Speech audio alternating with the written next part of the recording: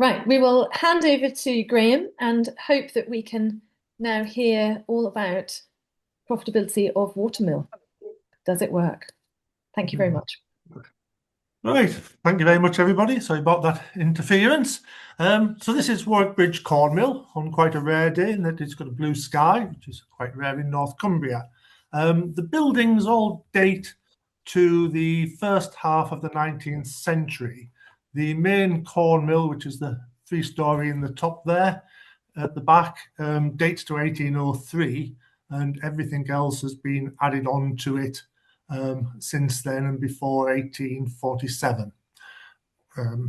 The water wheel itself is inside the bottom of the building here. The big building to the left-hand side is a drying kiln. It was a manorial mill, worked until the 1880s as a manorial mill, and then was sold off into private property. Just to give you an idea, for those of you who don't know where Warwick Bridge is, Carlisle, M6 running north-south, the A69, which is the main road across to Newcastle, and the mill is where the little marker is.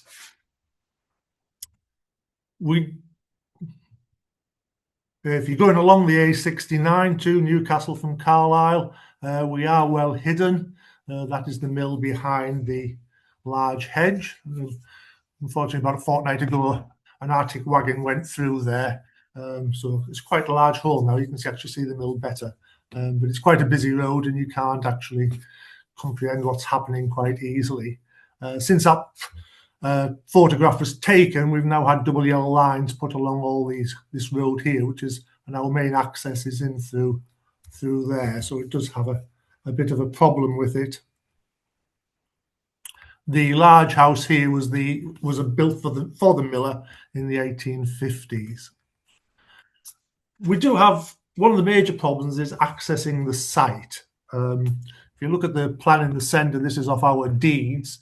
The red area is what we own. You can ignore the blue area here. This is the building of the mill. This is the tail race, which is shown on this one here. And this red strip here is what we own, which is basically 1 car width down the side of this gravel area. The rest of it, where the 2 vehicles are parked and the garden and everything, belong to what was the miller's house, and we don't own it. So we have room for sufficient cars. We have no car parking space on the site other than for 2 or 3 cars. So it sort of stops what we can do with people coming to the site for visits and things like that. The yellow area here is also ours, and it's at the back of the mill, and it's this area here. Again, this used to belong to the mill, this building. It was a shop and then became the miller's house in the 1930s. The people who own it have a car parking space there, which is that bit there. But the yellow bit is where the white van's parked. They have access to it, and our deeds limit us to 1 vehicle at a time parked on that area. So we have problems with the site as far as access for the public are concerned. All public access is via that staircase. That takes you from the ground floor up onto the first floor where the stones and things are. It's situated within what was the drying kiln. Like I said, it was a manorial mill until the 1880s, sold off into private hands, changed hands quite a few times until the 1920s, when it was sold again. That was when the miller's house was sold off. A family bought it, 2 generations of them ran it until 1989, when the person who was running the miller then, had a mild heart attack and they decided to give it up. They had a pig farm and a poultry farm on the back of the site on some fields, which they were milling grain for, and they were also still milling for a number of local farmers. They converted what were the barns into a couple of houses, and they moved into them, and they put the whole rest of it onto the market. As you can imagine, putting 20 acres of nice flat fields in the centre of a dormitory village to Carlisle, it was quickly snapped up by a developer who built a nice housing estate behind us on the fields. But the mill itself is listed as 2-star. and trying to get planning permission to convert it into a residence failed. It passed through another couple of people's hands who had a lot of bright ideas for it, but never really got anywhere. And by 2015, as you can see, it had got into quite a bad state. It was on the Heritage at Risk Register by that time, as you can imagine. The gentleman who owned it had sort of a salvage yard working from it. But as you can see, he didn't really do much with the building itself. 2015, the North of England Civic Trust came along, who now call themselves Cultura. They managed to get a larger number of grants, and they managed to buy the mill, and they set off to renovate it back to a working corn mill. 2 months after they bought it, luckily they hadn't started doing any work. They had cleared it up a bit. Storm Desmond came along in December 2015, and there was a slight flooding issue in the Carlisle area.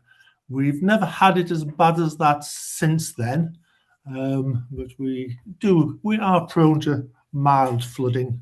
Certainly the lower floors of the drying kiln are constantly wet. So they spent 4 years renovating it, got it back to working condition, or part of it back to working condition. Not all the machinery was renovated, the buildings were, but not all the machinery. Part of the grant scheme and the grant aid was to employ a miller, and they found a lady miller called Karen, who we still have, and they employed her in 2018. The fact that the mill wasn't working, they still employed her. Being quite useful in that she was present when all the millwrights were present working on the building, so she knows what was repaired, what wasn't altered, and the likes of that. And that's proved quite useful to us over the years since then. They came close to getting ready, and the landlords decided they needed a use for this mill, and basically they needed an income from it. Part of the grant was actually a loan from the Architectural Heritage Fund, and that was coming due to be paid, and they needed an income from it. They went around a number of organisations and businesses in the area, and nobody was interested in taking it on. And eventually they found a similar bakery, a Community Benefit Society bakery in Edinburgh. And after approaching them, they decided they would set up a community benefit society in the area to run the mill and the bakery to make it work. The people were brought in by the landlords. They got in touch with the co-op, who provide funding for some of the shares. They got in touch with the Plunkett Foundation, who sort of manage community benefit societies and help them set up and things. And then they called a general public meeting in the area, to which quite a lot of people attended, and they put the proposals out. We eventually formed a committee, decided to go ahead with it, altered the business plan slightly, and eventually launched a share offer in November 2019. Thought it would be a good time to launch a share offer, in that it was just before Christmas, and it would be a nice thing for people to buy for Christmas presents. We probably should have learned early on that maybe this wasn't going to be a wonderful success, in that the share sales weren't great.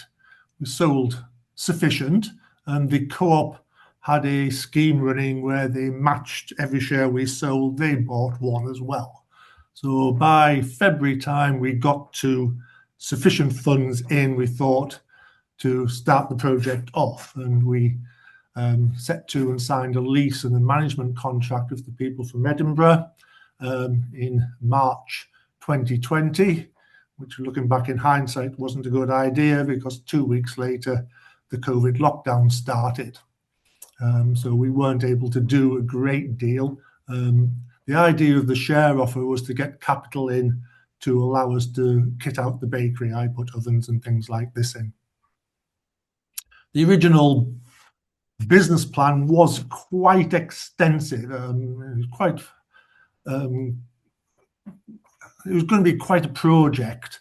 The idea was these people from Edinburgh would manage the business. They would employ a baker. We already had the miller. And over 3 years, they would build the business up. We would eventually have 2 bakers and 2 millers employed, and everything could be looking wonderful. We eventually started trading sort of properly in about September 2020, and we kept going. Most of the trading was via standing on market stalls, and most of that was to be done by volunteers. We found we didn't get many volunteers in to do anything, for any matter of fact, standing on market stalls or anything. And that's been the problem. We've been short of volunteers. We had to pay the landlord a rent and the insurance on the building. The insurance premium was £1,000 a month.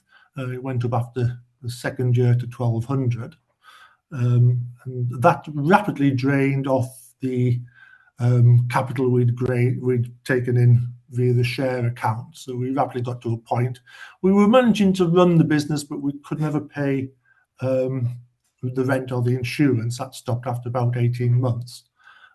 We had numerous meetings with the landlord where we kept telling them it was never going to get any better. And after 18 months, we went in one morning on the 1st February Monday morning to find the mill had been locked up and we were barred from it. We thought that was the end of the business. We were giving up. We thought, all right, we'll wind it up and that's it. It's been an attempt. And then the landlord came along and said, well, yes, you can have the freehold of it. So they eventually gave us the freehold and we started up trading again on the 1st of April last year. In the meantime, we had terminated the contract we had with the people from Breadshire and from Edinburgh, and we'd taken all the management in-house and we had managed to employ a baker. So we've carried on, and that is the situation we are at the moment. Things have come to a head again in that since Christmas we've lost 3 of our main volunteers. So we really are struggling to do markets and things, and we've sort of given it up, and we're looking more at wholesale bakery products and flour. The business is growing, it just isn't growing fast enough. I'll leave you to look at them. These are what we thought were the advantages of having a community benefit society and the disadvantages which we've come across at the moment. You do get a lump sum of capital. We have sold all the shares, and the co-op is our major shareholder with 48% of the share capital. We have about 240 odd shareholders in total. The shares were £100 each, so we ended up with £120,000 of capital, which I say has now all disappeared. We have found it's difficulty getting grants off charities. Most of them don't do a lot of them don't do community benefit societies or are not keen to it. You would have thought the shareholders would have had a greater interest. We're down to about 10% of the shareholders who now respond to any communication. We don't get a great deal of things from them. And a lot of people look on us as a business with employees, and therefore why do you want people to work as volunteers to keep people employed? That's one of the things that keeps coming up as well when we ask for volunteers. As far as would it work as an actual flour mill with the employed miller, these figures are for April this year, which is probably one of our biggest milling months since we've sort of kept accurate records of where everything goes and what happens. And as you can see, we managed to mill just over 2.5 tonne of flour of meal in a month. The miller works 3.5 days a week milling. A salary is there, what a monthly salary is, what it costs us to employ her. The majority of what we make, flour we use in our own bakery and what we sell, is white flour. So by the time we've dressed it, we've ended up with just over 2 tons of flour. And as you can see, there was only 600 kilos of that was wholemeal. Out of that 2 ton, we bagged off just over 1 ton of it to sell out in various sizes, and from 1 kilo bags up to 25 kilo sacks. So about 40% of the flour we use, 60% of the flour we use goes into the bakery. And if you work out on the costs, just on the milling costs, as you can see there, it's about £1. April it was cost as about £1 paid the miller for every kilo of flour she was producing saleable. The rolling average, sorry about the spelling mistake, is running at £1.37. We don't obviously use or sell anywhere near as much flour in January, February, March time, so that tends to put the average up. We use a variety of grains costing anywhere from 45 to 90p a kilo. All the grain has to be brought in sacks.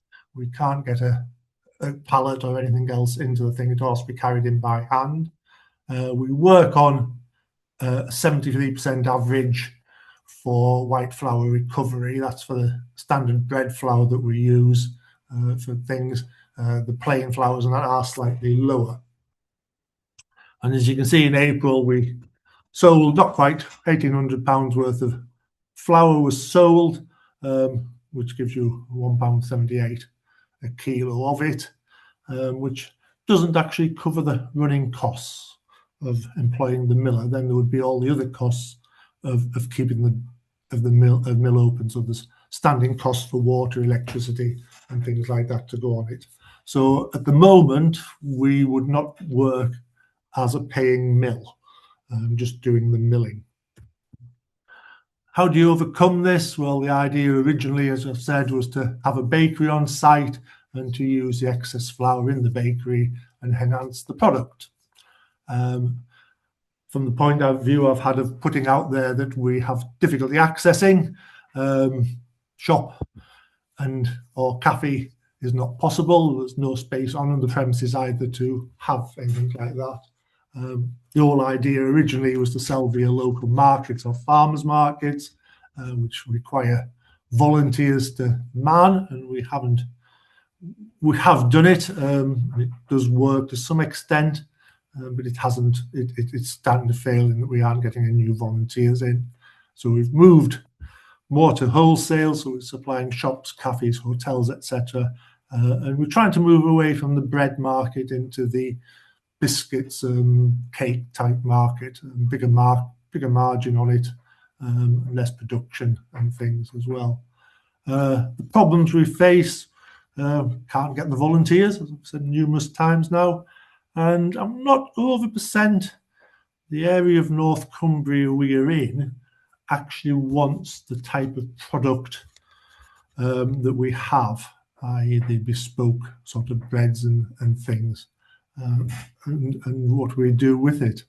So yeah, that is quite a quick rundown of where we are and what we've done over the years. We are still here. We would like anybody who has any thoughts on the product or how we improve it, I'll be very happy.